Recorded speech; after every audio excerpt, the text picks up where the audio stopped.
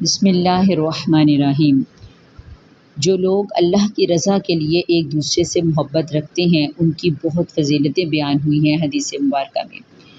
حضرت معاذ بن جبل رضی اللہ تعالیٰ عنہ سے مروی حدیث ہے اور موطا امام مالک میں یہ حدیث بیان کی گئی۔